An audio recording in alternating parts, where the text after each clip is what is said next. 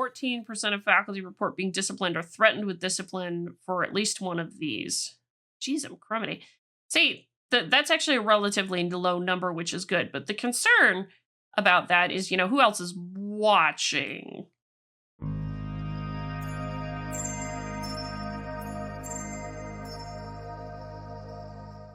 So, in the past, I have talked about the College Free Expression Survey, which is done by the Foundation for Individual Rights and Expression, or FIRE, in conjunction with the College Pulse. But that explicitly surveys students. And so I was curious to see this new one from FIRE, called Silence in the Classroom, which is their FIRE faculty survey report, which is surveying professors. And so I figured we could get into that a little bit. Now, I haven't read all of it. I've skimmed through it a touch, so we're going to end up reading this a little bit together, and it might be a little bit of a live reaction. Um, and so we'll get right into it. So, quick thing from the executive summary. This report explores insights from the national survey of 6,269 tenured, tenure track, and non-tenure track faculty across 55 four-year colleges and universities in the United States, conducted by FIRE. As the largest survey of faculty ever conducted on the topic, the data reveal faculty attitudes and experiences concerning free expression and academic freedom. While many faculty remain confident in higher education and few report explicit threats or experiences of discipline for speech, the broader climate reflects that of rampant self-censorship, worry, fear, particularly among faculty in the political minority. A discussion of these findings follow. So here's the thing they found that was key. And then I actually am going to flip over to the other tab where I have the full-on report. 35% of faculty say they recently toned down their writing for fear of controversy, compared to 9% of faculty who said the same during the McCarthy era. 14% of faculty suffered discipline or threats of discipline for either their teaching, research, academic talks, or other off-campus speech, which is a relatively small number, actually. 27% of faculty feel unable to speak freely for fear of how students, administrators, or other faculty would respond. 40% of faculty worry about damaging their reputations because someone misunderstands something they have said or done. 23% of faculty worry about losing their jobs because someone misunderstands something they have said or done. 50% of faculty say it is rarely or never justified to require faculty job candidates to submit statements pledging commitment to diversity, equity, and inclusion, the DEI statements. I side with the 50% that say that is not appropriate. On that one, 66% of faculty say colleges and universities should not take positions on political or social issues. Correct. So let us flip over to the report. So this is really interesting what they went into with this. So, to better understand what college and university faculty are experiencing on campus, particularly related to free expression and academic freedom issues, FIRE I want to make this just a touch bigger. There we go. That's better. FIRE conducted a national survey and received responses from more than 6,000 faculty across the country. Among them, an incredible 23% say their own departments are somewhat or very hostile toward people with their political beliefs. Even more alarming, 23% say they worry about being fired over a misunderstanding about something they say or do. As one professor at Indiana University Bloomington told us, quote, "Although I am more in the middle of the road and have viewpoints on both sides, I feel like I need to keep my mouth shut or I would be ostracized or fired." So here is a first of many graphics they have in here with this. So splitting it up here, this is no surprise, and to see these numbers the way they are. 40% damaging reputations overall, and 23% losing their jobs, but that is more depending upon which political persuasion you are of. Not only are faculty concerned they will be targeted for their viewpoints, but some are disproportionately more afraid, and certain views are more targeted than others. Only 17% of liberal faculty say they at least occasionally hide their political views in order to keep their jobs, compared to a staggering 55% of conservative faculty who say the same. And this fear is more prevalent among faculty who do not have tenure than those who do, because if you don't have tenure, it's likely that you can get fired very easily for the minorest of things. But 3 times as many conservative compared to liberal faculty at least hide their political beliefs from other faculty in an attempt to keep their jobs. Now, I don't know if this just includes professors or it includes research staff and things like that. With this, I'm presuming this is just professors. But that's a curiosity question on my part. Furthermore, and perhaps closely associated with these findings, faculty are skeptical that conservatives would even be welcome in their department. Specifically, while nearly 3/4 of faculty said a liberal individual would be a positive fit in the department, only 1 in 5 said the same about a conservative individual. While there are likely differences between academic disciplines, overall most faculty indicate that conservatives would be out of place in their department. And in higher education, poor fit can usually be translated as not admitted, not hired, or not promoted. Yeah. Um, well, here's the thing. Here's the thing. If I'm being charitable about this with the top line here, because this is why I always read a little bit into it, because only 1 in 5 said the same about him being a positive fit. Okay, fine. That's a fair number to look at here, and those numbers are starkly different. But the other thing I would point out with this is that, yeah, the thing here with the conservative individual that supposedly hiring in the survey is that the plurality is actually in the kind of neutral category, which frankly, that's where it should be with both of them. Political ideology should not be what plays a part in your academic hiring. It should be, what your talent is on your actual profession and expertise, and also how half decent you are as a teacher.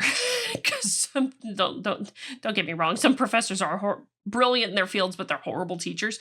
That does happen. So that kind of thing. But this is kind of 50-50 right here as to whether or not poor or kind of neutral. But I would actually like this to be neutral regardless of who it is. What is it, conservative or liberal? These disparities and differences may be emblematic of deeper issues within parts of the academy, as underlying these findings is the reality that ideological diversity within the academy continues to shrink. Ample prior research has documented hostility, stigma, and willingness to discriminate amongst university faculty, but it is unclear if such experiences are unique to faculty or if some students may be aware of this dynamic and perhaps even have similar experiences. If students, or even early career academics, lack role models or faculty they can trust, perhaps because certain faculty are too few in number, or perhaps because these faculty fear for their job and keep quiet, they may fail to receive sufficient mentoring, research opportunities, or other intangibles that are essential for success in college and advancement to graduate school, placing them at an immediate point of disadvantage. Quote, conservative students have often shared things with me because they know they can trust me, a professor at Kansas State University said. Quote, one student came to me and said he was dropping a class in another college. His comment was that the professor's rant on day 1 basically told him that the professor hates people like us. In my opinion, no student, liberal or conservative, should ever feel that way. Correct statement. Correct statement. I don't give a damn what your opinion is about different political topics, but when you're in there teaching, that's not your job. You shouldn't be communicating that you dislike students potentially based upon what they think and how they may think differently from you. That's a bad thing. Freedom of speech is crucial in an academic setting because the open exchange of ideas is the best way we have of discerning what is true. And because when you silence speech for political reasons, you risk silencing facts that might just be politically incorrect. Let's see. It's not just faculty toning down the writing that is causing a controversy, so 1 in 3. Yeah, faculty today are also preemptively silencing themselves in their own research and writing. Depending on the context, at least 1 out of every 5 faculty report that they are likely to self-censor in some way, whether it be in conversations or in topics they choose to study and investigate, in their academic writing, in the talks they give, what they say in email or online, or even what they discuss in class while teaching. So, yeah. In professional content. Yep, 1 in 5. And this is the 56%, which... Percents are those who indicated they are likely, very likely, or extremely likely to self-censor in these areas. Okay, that's good to know. One in four faculty frequently report self censoring in conversations with administrators, other faculty, and students. Interesting. Faculty are not conflating self censorship with being polite or professional. That would be categorically different. Rather, consistent proportions of faculty report they are likely to refrain from sharing their views in various professional and conversational contexts for fear of social, professional, legal, or violent consequences. The fact that this is coming up, that you're concerned about violent consequences, is a really concerning thing to see that that's come up. If that came up with that at all, or if that's the framing from Fire, that's the question I would have on that. How can faculty help students reach their maximum potential while holding themselves back? Excuse me. Consider the following comment and the suffocating climate of fear in which so many professors appear to struggle. As one Texas A&M professor reported, quote, "I am starting for the first time in my career to censor myself out of a desire for self-preservation. I say nothing at all in faculty meetings now if I attend at all." According to another professor at UT Austin, quote, "Even as a tenured full professor, I feel pressure to conceal certain opinions. The atmosphere in certain academic units can be cult-like and fascistic, and I really feel I have to pick my battles." Mm-hmm. Instead of speaking openly and pursuing bold new ideas, many American faculty appear to be keeping their heads low and live in fear. In fact, 27% of faculty say they often feel they can't express their opinions because of how administrators or faculty or students might respond. This jumps to 64% when adding in faculty who say they occasionally feel this way.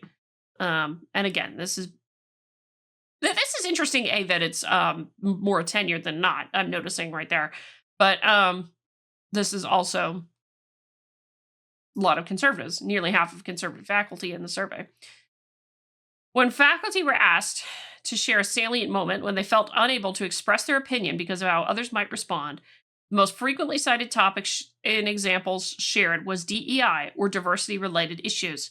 The Israeli-Palestinian conflict was also frequently cited. One professor at the University of Virginia said that when the university decided to install a DEI administrator, quote, "Our dean stated flatly and publicly that they wish they could do away with tenure protections and fire anyone who disagreed." I wouldn't trust that dean, to be honest, if I were there, but hey, quote, "You cannot question DEI," said a University of Michigan professor. "Cannot reason against DEI or speak about anything related to DEI unless you constantly virtue signal and support it unquestioningly. DEI is the McCarthyism of the current times." What might undergird or drive this climate of fear? For some, it is administrators, governing boards, or politicians, as many faculty believe these groups are at fault for escalating tensions over campus speech. Quote, "The top administration will do nothing to offend the politically appointed board of regents in my state," said one of our University of Georgia professor. Though most faculty, 85%, report their college administration never pressures them to avoid researching controversial topics, well, that's good that that's the case. A consistent cohort reports self-censoring in conversations with administrators on campus and a lack of trust in how their administration would handle speech-related issues. Specifically, 1 in 3 faculty say it is unclear that their college administration protects free speech on campus, and a quarter say they do not think their administration would defend a speaker's right to express their views if a controversy emerged about the speech being offensive. Alternatively, students may play a role in faculty self-censorship. Overall, 42% of faculty report being likely to self-censor in classroom discussions or lectures. This is consistent with other research using FIRE's Scholars Under Fire data, which suggests students are typically the central actors in targeting incidents, particularly when these incidents come from the left. And in one study, upwards of 70% of students reported thinking that professors who say something offensive should be reported. Define what you mean by offensive, That's the thing with this. If you're going, like Jonathan Rauch talks about this in the Constitutional Knowledge, the safetyism culture. So does Jonathan Haidt and Greg Lukianoff, and there's a whole bunch of folks who've talked about it. The safetyism culture. I can't be offended. Well, if you're going after pursuing the truth, you're going to have butting heads arguments, and somebody's going to be offended. As such, some faculty now say that they, quote, prep longer, worry more, and don't talk about potentially controversial topics. These self-censorship dynamics, according to participants in the study, are more prevalent and salient to conservative faculty, but are more pronounced for faculty who have weaker job protection. Larger proportions of faculty without tenure indicated they would likely self-censor across all professional contexts asked about in the survey. Yep, and so research topics, academics, outside talks. Yeah, it's pretty wild. Do, do, do, do, do, do. 14% of faculty report being disciplined or threatened with discipline for at least one of these. Jeez, I'm crumbly. See, that's actually a relatively low number, which is good. But the concern about that is, who else is watching?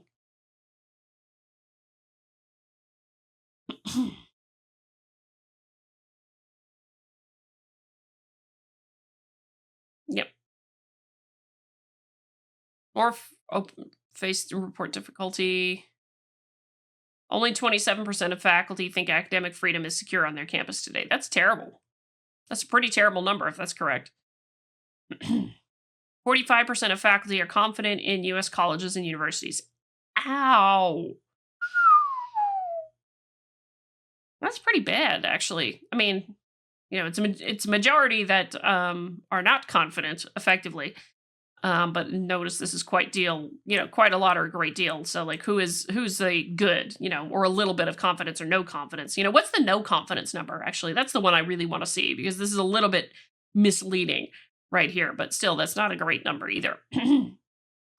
Given the state of the faculty, what can institutions do to preserve and strengthen academic freedom and foster campus climate supportive of free expression? First, universities should adopt official positions of institutional neutrality on social and political issues, something a supermajority of faculty at both institutional and departmental level support. When colleges adopt official institutional positions on issues outside their mission, they risk establishing a campus orthodoxy that chills speech and undermines the knowledge-generating process. By not tethering itself to a particular position, on the other hand, the neutral college welcomes the fullest range of views and reaps the benefit of wisdom produced by the resulting debate. As the University of Chicago's Calvin Reports puts it, the university is the home and sponsor of critics. It is not itself the critic. Mm-hmm.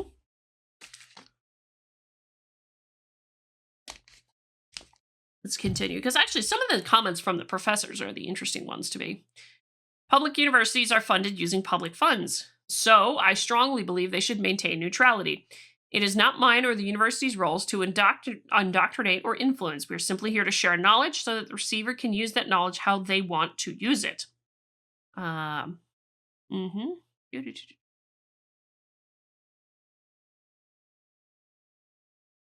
This is interesting. Faculty are split on how justifiable or acceptable DEI statements are for hiring and promotion. I say no.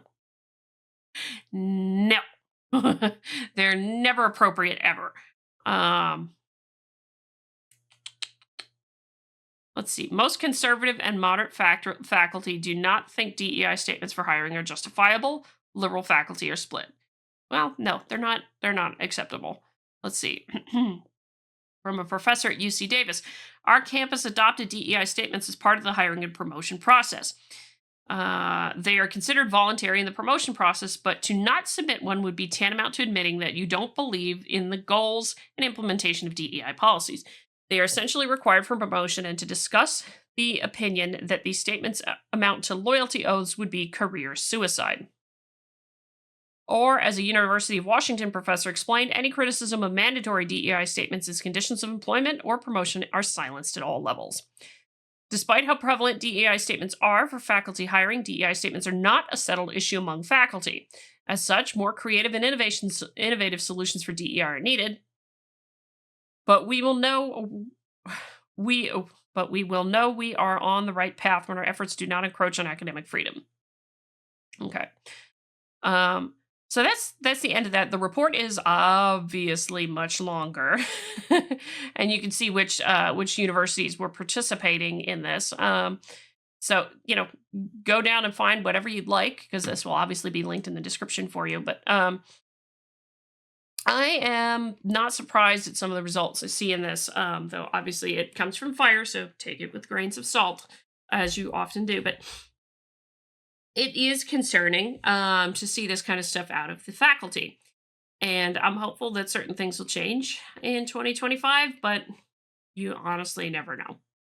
You honestly never know with this. So enjoy. Let me know what you think after you read the report yourself. Hit the like button on the way up there, comment on the video, share the video, subscribe to the channel. That love the good jazz. Until next time, I'm Adrian. May you stay curious.